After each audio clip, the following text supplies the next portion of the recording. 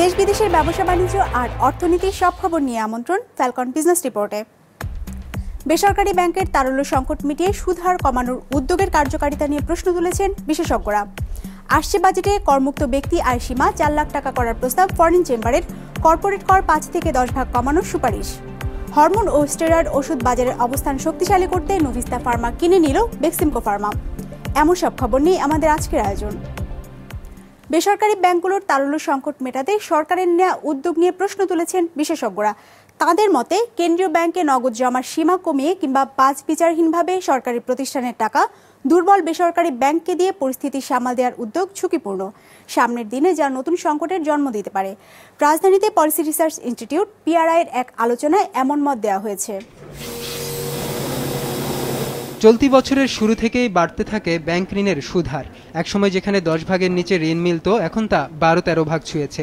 এই পরিস্থিতিতে বিপাকে পড়েছেন উদ্যোক্তারা নতুন ঋণ নিতে গিয়ে, যার কারণে অনিশ্চয়তায় পড়েছে নতুন বিনিয়োগ, যা এমনকি রপ্তানিতেও নেতিবাচক প্রভাব ফেলবে। পলিসি রিসার্চ ইনস্টিটিউটের আলোচনায় সেই উদ্বেগই তুলে ধরলেন শীর্ষ এই ব্যবসায়ী। If we don't have the funds to modernize and go for the state of the art technology, our exports will fall. It will fall dramatically. And there's so much technology available now, but these cost money. If you do not bring the interest rate down to single digit, and you do not have enough liquidity, not only your export will suffer, your local retail will also go down. সুদহার বৃদ্ধির পেছনে বেসরকারি ব্যাংকের তারল্য সংকটকে দায়ী করে আসছেন bank উদ্যোক্তারা। সেই অবস্থা সামাল দিতে কেন্দ্রীয় ব্যাংকে বাণিজ্যিক ব্যাংকগুলোর নগদ জমা বা CRR 6.5 থেকে 5.5 ভাগে নামিয়ে আনার সিদ্ধান্ত নেওয়া হয়েছে রোববার। সেই সঙ্গে বেসরকারি ব্যাংকে সরকারি প্রতিষ্ঠানগুলোর বিনিয়োগ সীমা 25 ভাগ থেকে বাড়িয়ে করা হয়েছে 50। কিন্তু এতে কি সংকট কাটবে? That's the wrong way to go. Secondly, what is it? Give the government deposits to Tom, Dick and Harry banks, to all these Lilliput banks. Fine. I have no problem in giving government deposits to the private banks. But it must be based on an investment criteria. For good banks, you should do it.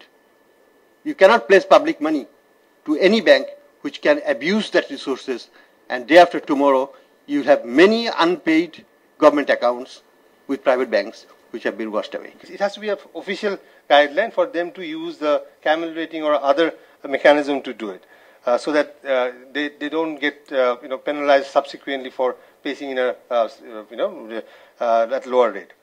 শুধু তাই নয়, সাম্প্রতিক সময়ে দেশের অর্থনীতির জন্য বড় challenge হয়ে এসেছে বৈদেশিক বাণিজ্য ও চলতি হিসাবে রেকর্ড ঘাটতি, যা চাপে ফেলছে রিজার্ভ এবং ডলারের বিপরীতে টাকার বিনিময় হারেও।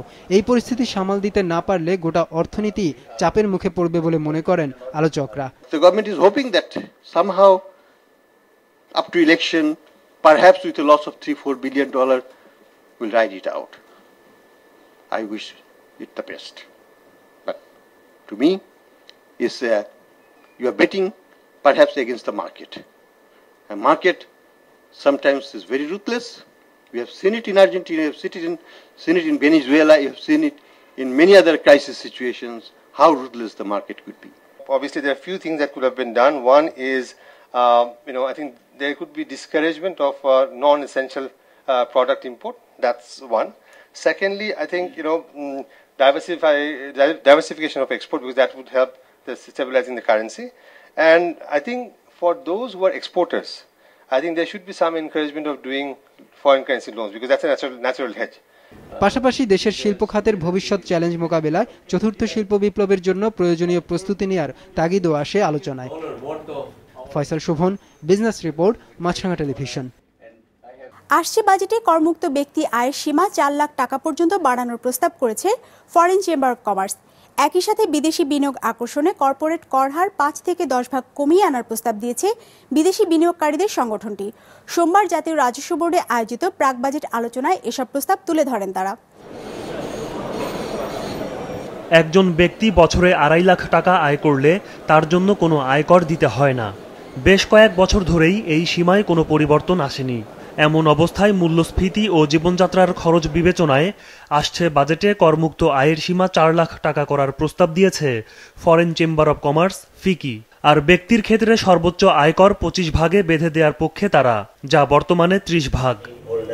রাজস্ব বোর্ডের সাথে সংগঠনটি প্রাক বাজেট আলোচনায় প্রতিবারের মতো কর্পোরেট কর হারেও পরিবর্তন আনার প্রস্তাব দিয়েছে। ফিকি বলছে, বর্তমানে দেশে 25 থেকে 47% পর্যন্ত কর্পোরেট কর রয়েছে।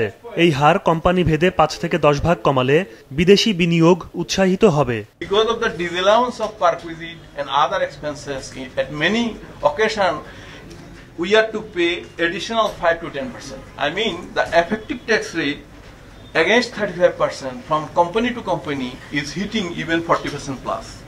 So, regarding rate, we have to take into consideration, and we are also recommending to keep the tax rate stable at least for 3 to 4 years. We are competing for foreign direct investment, without which we cannot achieve the SDG goals, and that's why we need a plan. So we are not asking for a radical reduction of income tax from whatever level we are at to a significantly low number, but we would like to see a plan of next 5 years, how we can actually make our income tax or corporate tax quite competitive to our competing countries. সম্পূরক শুল্ক কমানো সহ মূসক ধার্য করার ক্ষেত্রে মূল্য ঘোষণার প্রক্রিয়া উঠিয়ে নেওয়ার প্রস্তাবও দেওয়া হয় বিদেশি দুটি প্রতিষ্ঠানের পক্ষ থেকে। মূল্য ঘোষণা একটা বৃহৎ আলোচ্য বিষয়, যেটা ট্যাক্স পেয়ারদের জন্য সমস্যা করছে, যেটা 2012 সালের আইনে নাই। আমরা মনে হয় এখন থেকে যাত্রাটা শুরু করতে পারি।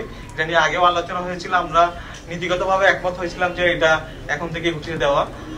আবেদন করছি চেম্বারের পক্ষ থেকে যে মূল্য ঘোষণার সম্পূর্ণ প্রক্রিয়াটাই এবার উঠিয়ে দেওয়া হোক। লাইক মাইলো ড্রিঙ্কস বা নেসকাফে ড্রিঙ্কস, এইগুলোতে 150% সাপ্লিমেন্টারি ডিউটি আছে স্যার। আই থিঙ্ক এগুলি যে অন্যান্য প্রোডাক্টের সাথে যেরকম সাপ্লিমেন্টারি ওটা করলেও কিন্তু আমরা বাজারে আনতে পারতাম এবং ফিউচারে স্যার আমরা এখানে ইনভেস্টমেন্ট করতে পারতাম ফর প্রজেক্ট হিসেবে। ফরেন চেম্বারের প্রস্তাব রাজস্ব বিভাগ বাজেট প্রণয়নে বিবেচনায় রাখবে এমন আশ্বাস দিলেও রাজস্ব বোর্ড চেয়ারম্যান বলছেন, বড় ধরনের কর ছাড় আশা করা কঠিন, কেননা আদায় লক্ষ্যমাত্রা বাড়ছে। তবে বাড়তি আদায় যেন ব্যবসায়ীদের ওপর চাপ তৈরি না করে সেদিকে লক্ষ্য রাখার কথাও জানান তিনি। এইবারও সর্ববৃহৎ বাজেট হবে, অর্থাৎ আগের বছরের বাজেটের চেয়ে বেশি হবে। তো এটা যে হারে আমরা বাজেটটা করছি, সেই হারে যদি ট্যাক্স আমাদের রেভিনিউ রেভিনিউ ইনকাম যদি না করি, তাহলে আমরা ফাইন্যান্সিং করতে পারবো না। তার মানে এই না যে আমরা জোর জবরদস্তি করে রেভিনিউ বাড়ানোর একটা চেষ্টা করব। পরিকল্পিত পদ্ধতিতে আপনাদের পরামর্শ নিয়েই আমরা যে জায়গায় আনট্যাপড আছে সেই সব জায়গায় আমরা চেষ্টা করব। ইমতিয়াজ হাসান, বিজনেস রিপোর্ট, মাছরাঙ্গা টেলিভিশন। হরমোন ও স্টেরয়েড ওষুধ প্রস্তুতকারক প্রতিষ্ঠান নুভিস্তা কিনে নিয়েছে বেক্সিমকো ফার্মা। সোমবার রাজধানীর একটি হোটেলে আনুষ্ঠানিকভাবে এই মালিকানা হস্তান্তর প্রক্রিয়া সম্পন্ন হয়। এর মাধ্যমে নুভিস্তার 85 ভাগের কিছু বেশি শেয়ারের মালিক হল বেক্সিমকো ফার্মা। নুভিস্তা ফার্মা দেশের 21তম বৃহত্তম ওষুধ প্রস্তুতকারক প্রতিষ্ঠান, যেটির হাতে 50টিরও বেশি জেনেরিক ওষুধ রয়েছে। কোম্পানিটি অধিগ্রহণের মাধ্যমে বেক্সিমকো ফার্মা দেশের হরমোন ও স্টেরয়েড ওষুধ বাজারে শক্তিশালী অবস্থান তৈরি করতে সক্ষম হবে বলেও জানানো হয় অনুষ্ঠানে। টঙ্গীতে নুভিস্তার ওষুধ কারখানা রয়েছে। যুক্তরাষ্ট্র ভিত্তিক মার্ক শার্প অ্যান্ড ডোমের সঙ্গে কোম্পানিটির দীর্ঘমেয়াদী উৎপাদন ও বিপণন চুক্তি রয়েছে। নুভিস্তা বাংলাদেশে 1964 সালে অর্গানন বাংলাদেশ নামে যাত্রা শুরু করে, আর 2006 সালে বর্তমান মালিকানায় হস্তান্তরের মাধ্যমে নুভিস্তা ফার্মা নাম নেয়। বর্তমানে নুভিস্তার 8 শতাধিক জেনেরিক ঔষধ বাজারে রয়েছে। অধিগ্রহণের ফলে বেক্সিমকো ফার্মা ঔষধের বাজার আরও প্রসারিত হবে। এছাড়া দেশের ঔষধ শিল্পে প্রথমবারের মতো এই অধিগ্রহণ ভবিষ্যতের ঔষধ শিল্পের টেকসই প্রবৃদ্ধিতে মডেল হিসাবে কার্যক্রম হবে। আমাদের হরমোন স্টেরয়েড এই লাইনে কিছুই নেই। So we always thinking not only for the domestic market but it has an export potential এই প্রোডাক্টগুলো। So we wanted to make a plant initially, যেমন একটা নতুন প্লান্ট করব, but then this opportunity came to us. We saw that একটা plant করতে তো 3-4 বছর লেগেই যাবে, so why সময় নষ্ট করার দরকার নেই। The future of Nuvista Pharma, its employees, its products, its reputation, its stakeholders is that much more secure, and that we can expect Nuvista in the future to be able to do great things.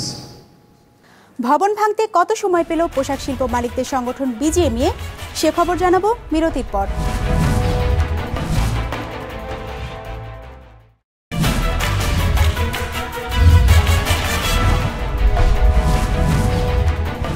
আবারও আমন্ত্রণ Falcon business রিপোর্টে। শক্তিশালী প্রবৃদ্ধির ধারায় ফিরেছে প্রবাসীদের পাঠানো আয়। অর্থ বছরের প্রথম 9 মাসেই প্রবৃদ্ধি 2 অঙ্কের ঘরে পৌঁছেছে।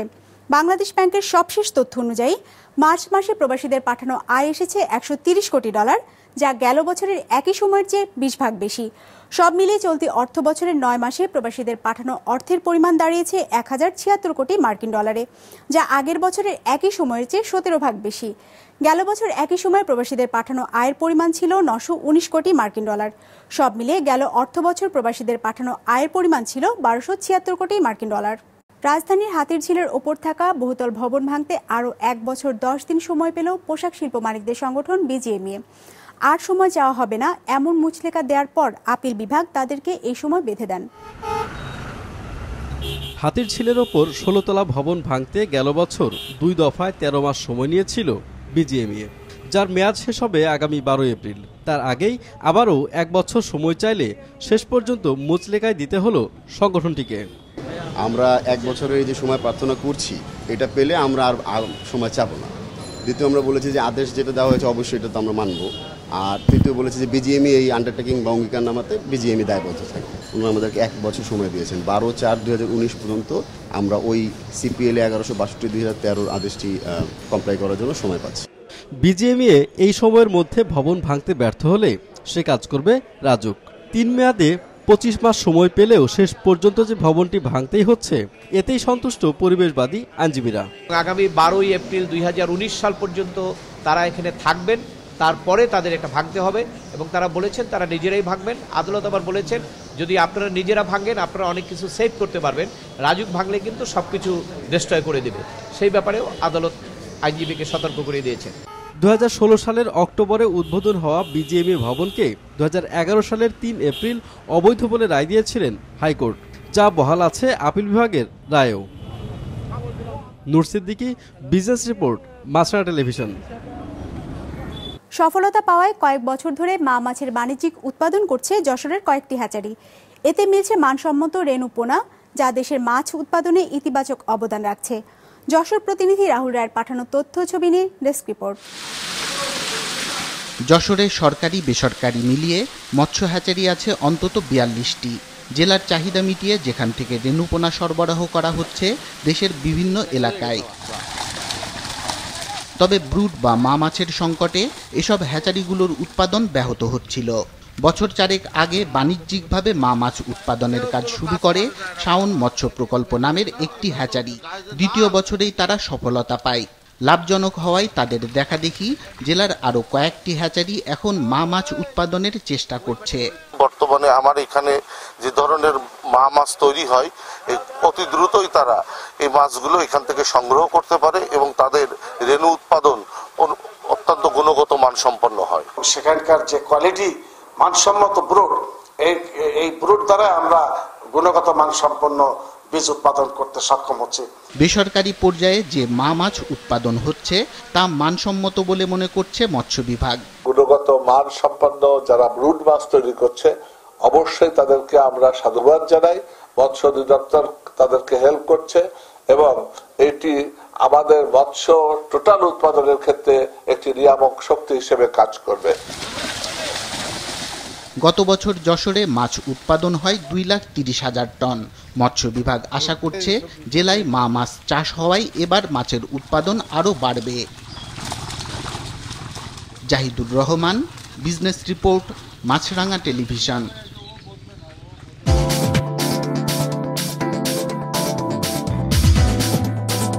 টানা তৃতীয় দিনের মতো বড় সূচকের উত্থান হয়েছে ঢাকার শেয়ার বাজারে।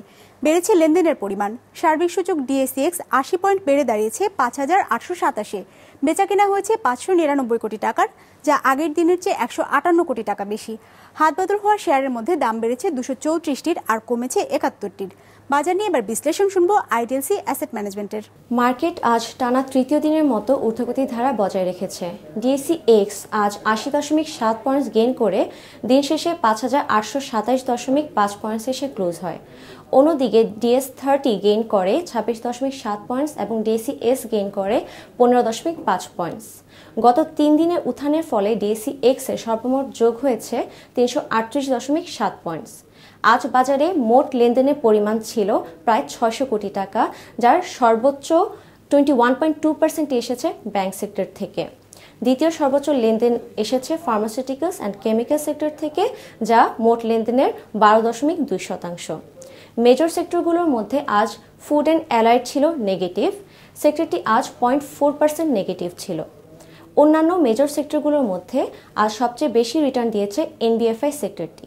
এই সেক্টরটি আজ 4.9% আপ ছিল। এই সেক্টরের লার্জ ক্যাপ আইসিবির প্রাইস অ্যাপ্রিসিয়েশন হয়েছে 10%। দ্বিতীয় সর্বোচ্চ রিটার্ন দিয়েছে আজ ইঞ্জিনিয়ারিং সেক্টরটি। এই সেক্টরটি আজ 2.1% আপ ছিল। এই সেক্টরের লার্জ ক্যাপ ইফাদটোজের বাজার মূলধন বেড়েছে 2.2%। অন্যদিকে তৃতীয় অবস্থানে ছিল ব্যাংক সেক্টরটি আজ 2% আপ ছিল। আমাদের যে কোনো পর্ব নিজেদের সুবিধাজনক সময় দেখতে সাবস্ক্রাইব করুন বিজনেস রিপোর্টের ইউটিউব চ্যানেল। ফেসবুক পেজে লাইক দিয়ে আপডেট থাকুন ব্যবসা বাণিজ্যের আলোচিত সব ঘটনা সম্পর্কে। আর আপনাদের মতামত জানান ইনবক্সে। আজ এটুকুই, বিদায় নিচ্ছি, ভালো থাকবেন।